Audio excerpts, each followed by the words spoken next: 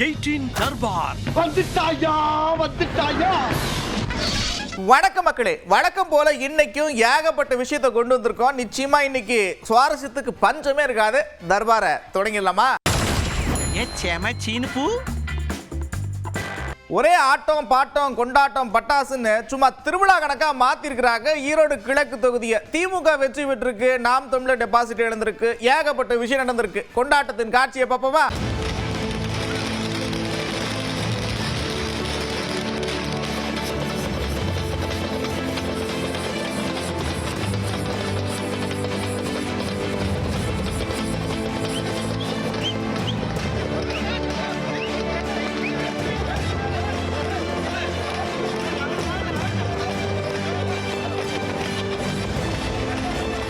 ஒரு பக்கம் ஈரோடு கிழக்கு தொகுதி களை கட்டி இருக்க, இன்னொரு பக்கம் டெல்லி ஒட்டுமொத்த நாட்டினுடைய கவனத்தையும் தன் பக்கம் திருப்பி இருக்கு.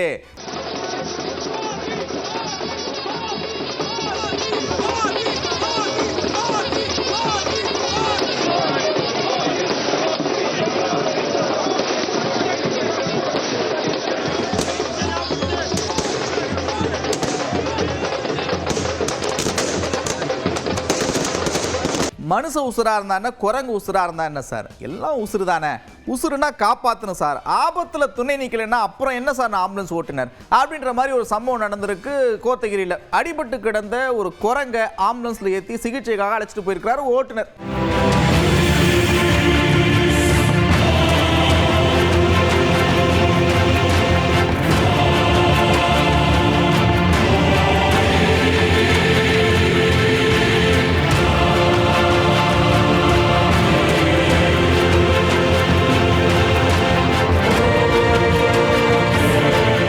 அடுத்ததா வரக்கூடிய ஒரு காட்சியை பார்த்து நிறைய பேருக்கு ஆஹா, தமிழ்நாடு முழுக்க மொத்தத்தையும் போட்டு இப்படி அழிங்கப்பா, அப்பதான்ப்பா சரியா இருக்கும் அப்படின்னு நிறைய பேருக்கு தோணலாம்.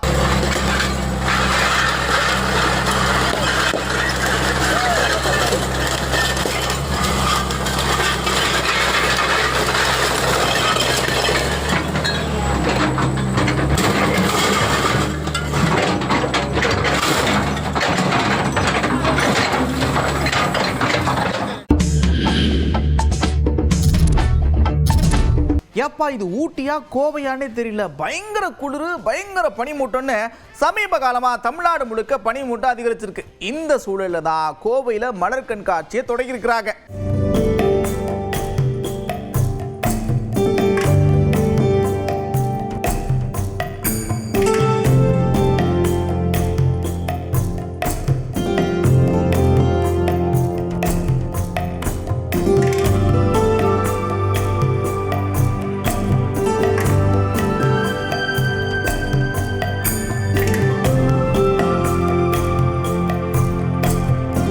இந்த ஊட்டி கொடைக்கானல் எல்லாம் மலர் கண்காட்சி போடுறப்ப பார்க்க முடியலையே அப்படின்னு வருத்தப்படுற மக்கள் எல்லாம் ஒரு விசிட்டை போடுங்க. சரி, அடுத்து இங்க பாருங்க, புதுச்சேரியில எப்பா எங்க ஊர்லயும் பயங்கர குளிர், காலையில என்ன பனி பெய்யுதுன்னு நினைக்கிற அப்படின்னு சொல்லி அங்கேயும் மலர் கண்காட்சி காய்கனிகள்லாம் வச்சு கண்காட்சியை போட்டிருக்கிறாங்க.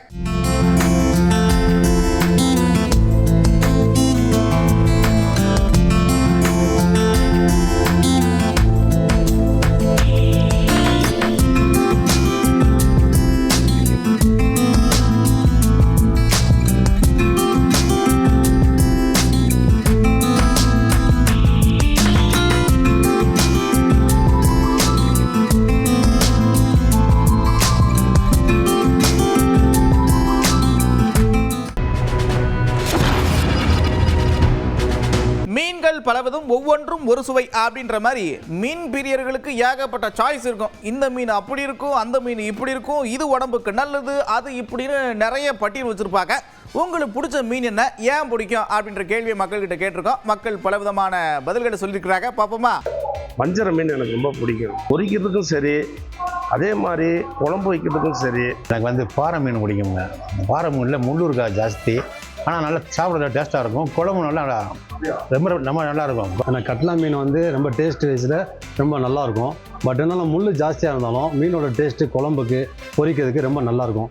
வஞ்சர மீன் ரொம்ப நல்லா டேஸ்ட்டாகவும் நல்லா ருசியாகவும் இருக்கும். பாறை மீன் பிடிக்கும், நடுமுள் இருக்கும், அது குழம்புக்கும் பொரிக்கிறதுக்கும் நல்லா இருக்கும். பர்சனலாக நெத்திலி மீன் ரொம்ப பிடிக்கும். ஏன் அப்படின்னா எனக்கு வந்து அந்த முள்ளை எடுக்கிறது ரொம்ப ஈஸியாக இருக்கும். எனக்கு மத்தி மீன் ரொம்ப பிடிக்கும். நம்மளுக்கு வந்து விரா மீன் ரொம்ப பிடிக்கும். நம்ம மார்க்கெட்லேயே வந்து விரும்பி வாங்குற மீனாக விரா மீன் தான் வாங்குவோம். எனக்கு பிடிச்ச மீன் வகை அப்படின்னு பார்த்தீங்கன்னா வந்து ஜிலேபி, விரால், இது 2 மீன் தான் பிடிக்கும். எனக்கு பிடிச்ச மீன் ஜிலேபி, குறவை, வரால், கெளுத்தி, இதெல்லாம் வந்து இயற்கையாக அங்கங்கே குட்டைங்களில் தேங்கி இருக்கும்போது பிடிச்சி சீர் பண்ணி சாப்பிட்டா அது ரொம்ப டேஸ்ட்டாக இருக்கும். மட்டன் சிக்கனை விட நாங்கள் வந்து மீன் தான் அதிகமாக விரும்பி சாப்பிடுவோம். அதில் எனக்கு பிடிச்சதும் மத்தி மீன் தான். குழந்தைங்களும் விரும்பி சாப்பிட்றது மீன் தான் எங்கள் வீட்லேயுமே. பாறை அதிகமாக எடுப்போம். ஏன்னா வீட்டில் வந்து சின்ன பையன் இருக்கான், அவனுக்கு முள் அதிகமாக இருக்காது. மீன்களுக்கு ஒவ்வொரு மீனுக்கும் ஒவ்வொரு டேஸ்ட் இருக்குது. எனக்கு ரொம்ப பிடிச்சது கனவா மீன் சொல்லுவாங்க கடல் மீன்களில். அந்த கனவா மீன் ஃப்ரை பண்ணால் ரொம்ப ரொம்ப டேஸ்ட்டாக இருக்கும். எனக்கு பிடித்த மீன் கட்லா மீன், அப்புறம் ஐர மீன் எனக்கு ரொம்ப பிடிக்கும். இறால் தான் சாப்பிடுவோம். அது கிடைக்காதனால இப்போ கட்லாவும் பாறை மற்ற மீன் வகையில் சாப்பிட்ருக்குறோம். ஐர மீன் தான் ரொம்ப நல்லா டேஸ்ட்டாக இருக்கும். அது வந்து இப்போ கிடைக்கிறதே ரொம்ப அரிதான ஒரு மீன் ஆயிடுச்சு. புல்லுக்கண்டை நல்லா பிடிக்கும். அந்த புல்லுக்கண்டை வந்து கறி இருக்கும் நிறையா.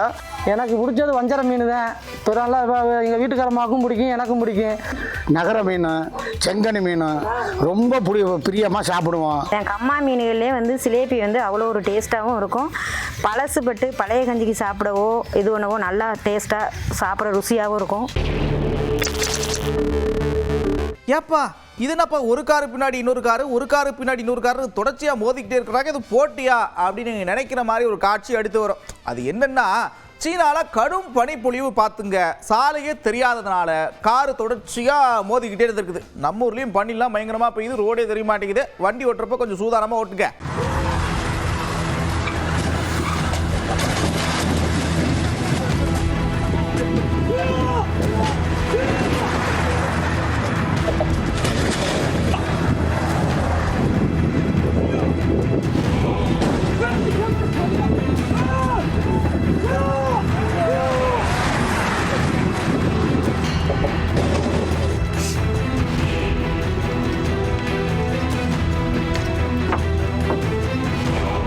இந்த திருவாரூரில் பார்த்துங்க, வேகமாக ஒரு லாரி ஒன்று வந்திருக்குது. இந்த முதியவர் ஒருத்தர் சைக்கிளில் வயசானவர் ஒருத்தர் போயிட்டு இருந்திருக்கிறாரு. கட்டுப்பாட்டை இழந்த லாரி அவர் மேலே மோதி பாவு உயிரிழந்திருக்கிறாரு. கொஞ்சம் வண்டி ஓட்டுறப்போ சூதனமாக கவனமாக ஓட்டுங்க.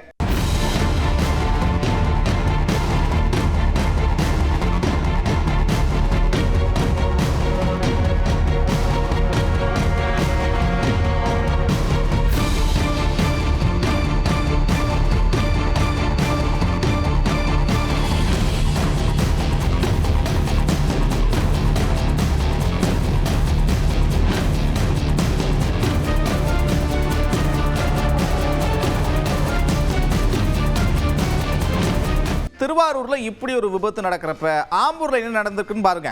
சிமெண்ட் லோடு ஏத்திக்கிட்டு ஒரு லாரி ஒன்று போயிருக்குது. 30 அடி பள்ளத்துல கவிழ்ந்து விபத்துக்குள்ளா இருக்குது.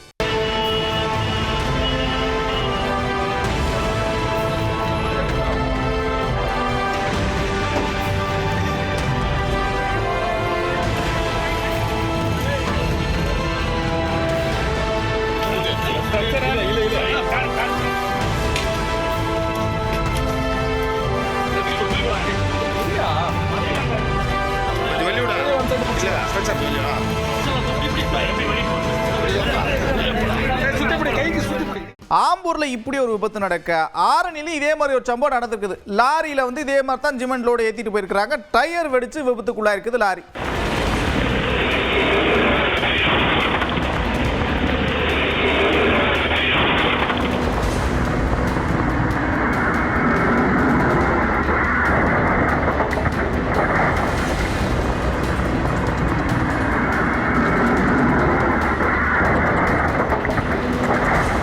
நாகர்கோவிலில் மேற்கு தொடர்ச்சி மலைப்பகுதிகளில் காட்டுத்தீ ஏற்பட்டிருக்கு.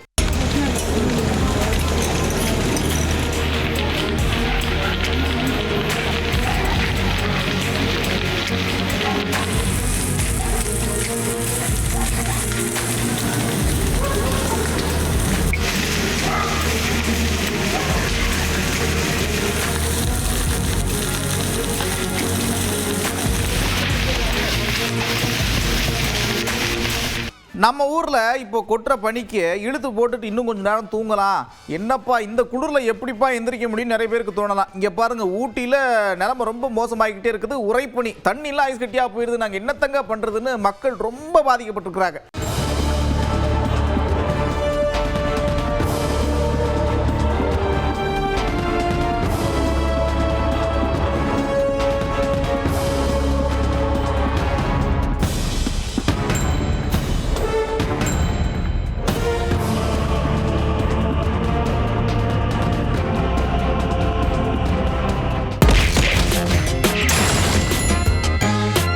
ஏன்பா இப்படி ஈகோ பிடிச்சி அலைறீங்க?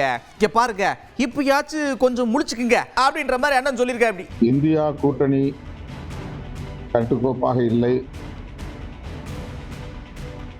காங்கிரஸ், ஆம் ஆத்மி ஒற்றுமையாக இந்த தேர்தலை சந்திக்கவில்லை. இந்தியா கூட்டணி தலைவர்கள் இது குறித்து தீவிரமாக கலந்தாய்வு செய்ய வேண்டும்.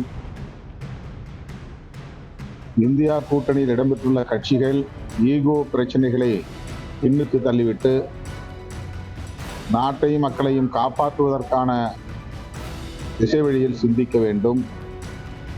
நாடாளுமன்ற தேர்தலுக்கு மட்டுமல்ல, சட்டப்பேரவை தேர்தல்களுக்கும் இந்தியா கூட்டணி ஒருங்கிணைந்து செயல்பட வேண்டிய தேவை உள்ளது. அண்ணன் இப்படி சொல்ல அக்கா என்ன சொல்றாங்கன்னா, ஏங்க இதானங்க நாங்கள் ஆரம்பத்திலிருந்து சொல்லிட்டு இருக்கிறோம், இந்த இந்தியா கூட்டணியில ஒற்றுமையே கிடையாதுங்க. இப்ப பாருங்க, ஒவ்வொருத்தங்களா வந்து ஒத்துக்க போறாங்க பாருங்க அப்படின்னு சொல்லியிருக்கிறாங்க. ஈகோவை நீங்க தவிர்க்கலைன்னா நீங்க கோ அப்படின்னு மக்கள் சொல்லிடுவாங்கன்னு அவருக்கே இப்ப தெரிஞ்சிருச்சு. அதுக்கு டெல்லி தேர்தலே ஒரு உதாரணம்.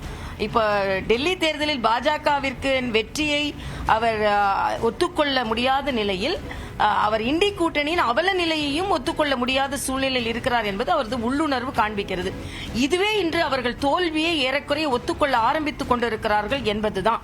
இப்ப இண்டி கூட்டணியில டெல்லியில ஒத்துமை இல்ல, ஈகோ இருக்கு அப்படின்னு சொன்னா, இங்கே தமிழ்நாட்டிலுமே கம்யூனிஸ்டுகள் இன்னைக்கு பாத்தீங்கன்னா சாம்சங் தொழிற்சாலையோட இன்னைக்கு பிரச்சனை திருப்பி ஆரம்பமாக இருக்கிறது. அவங்க வந்து பெண்களுக்கான எதிர குற்றங்களை அவங்களுக்கு கூட்டணி கட்சிகளும் எதிர்த்து சொல்கிறார்கள். அண்ணன் திருமாவளவன் வேங்கை வயல்ல தமிழக காவல்துறை மீது எனக்கு நம்பிக்கை இல்லை அப்படின்னு சொல்ல ஆரம்பித்திருக்கிறார்கள். ஆதவ் அர்ஜுன் போய் விஜய்க்கு மாலை போட்டுட்டு வந்து அதை விட பெரிய மாலையா போட்டு அண்ணன் வரவேற்கிறார். அப்போ வந்து அது ஈகோவா இல்லைன்னா ஈகோ இல்லாத தன்மையா இல்லைன்னா ஆரோக்கியமான அரசியலா இல்லைன்னா முன்னால நீ போ பின்னால நான் வரேன்ற அரசியலா? இது எல்லாமே ஒவ்வொரு பேச்சிலுமே சில அவநம்பிக்கைகள் தெரிகிறது. தமிழ்நாட்டு அரசியல் களம் இப்படி இருக்கு. புதுச்சேரியிலிருந்து ஒரு குரல் எழுந்திருக்கு, என்ன இனிமே தமிழ்நாட்டிலேயே நாங்க போட்டியிடுவோம் அப்படின்னு ஒரு கட்சியிலிருந்து சொல்ல, இன்னொருத்தங்க என்ன சொல்றாங்கடா, ஏங்க படு தோல்வி அடிவீங்க, தேவையா இதெல்லாம் உங்களுக்கு அப்படின்னு கேட்டிருக்கிறாங்க. யாரை கேட்டாங்கன்னு பாருங்க. அதாவது நம்முடைய முதலமைச்சர் வந்து அந்த கட்சியினுடைய பேர் என்னன்னு சொன்னா அகில இந்திய என்ன இருக்காங்க. இப்ப அடுத்த வருஷம் வந்து உத்தரப்பிரதேச தேர்தல் வருது. அந்த தேர்தலில் ரங்கசாமி வேட்பாளர் நிற்பார். தமிழ்நாட்டில் மட்டும் இல்லை, யானத்தில் நின்னாரு, என்ஆர் காங்கிரஸில் யானத்தில் நின்னாரு. அது வந்து ஆந்திராவுடைய ஒரு பகுதி, படுதோல்வி அடைஞ்சாரு. இவர் வந்து புதுச்சேரி மாநிலத்தை இவரால் குப்பை கொட்ட முடியல, கட்சி கட்டமைப்பு கிடையாது, ஒரு நிர்வாகியை போட முடியல, ஒரு வட்டார தலைவரை போட முடியல. 15 வருஷமா 15வது ஆண்டு கொண்டாடுறாரு. அப்புறம் ஜாலியா கலகலப்பா சிரிச்சுட்டே பார்த்துருப்பீங்க. ஆனால் பாருங்க, கடை மூடுற நேரம் வந்துருச்சு. மறுபடியும் இதே மாதிரி ஒரு தர்பாரில் உங்களை சந்திக்கிறேன். அதுவரை விடைபெறுவது நான் நந்தா. இது 18 தர்பார். 18 தர்பார் வந்துட்டாயா.